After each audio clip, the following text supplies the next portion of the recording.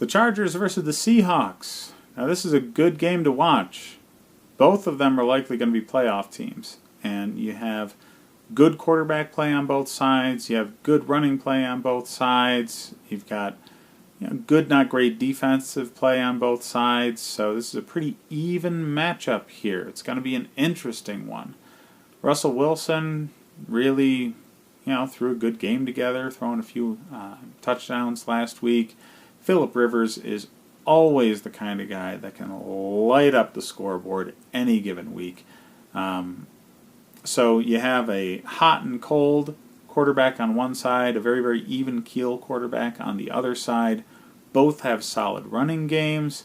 Seattle's finally figured out that Carson is the only running back that's really worth playing, and he's reaping the benefits fantasy-wise. If you didn't pick him up last week, you're probably not going to have him available anymore.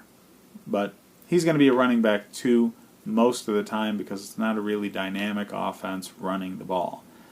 Melvin Gordon on the San Diego side, however, is a running back 1 almost every week.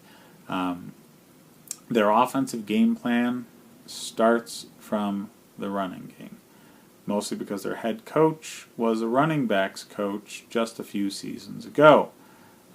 He does really well with the running game plan, and Gordon is really reaping the benefits there. He's a great rusher, and he's getting some looks out of the backfield as well. So, yeah, great play there. Keenan Allen is always a good play when he's healthy, and for the rest of the wide receiver group, I would say the one to own is Tyrell Williams. He's a very good deep threat, and Phillip Rivers loves to just sling it down the field. Williams is not a very consistent target, but he'll be up and down from anywhere from 3 fantasy points to 18 fantasy points any given week. So if you need a play at wide receiver, Williams is actually available in a lot of leagues, and he can put up some points for you.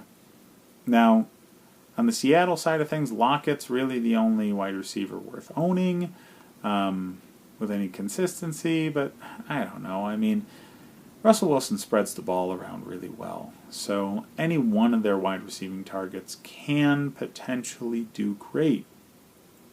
But therein lies the issue. He spreads the ball around too well. And they have a very good, even mix of run and pass. And that really makes it difficult to pinpoint a wide receiver on the team that's going to do extremely well.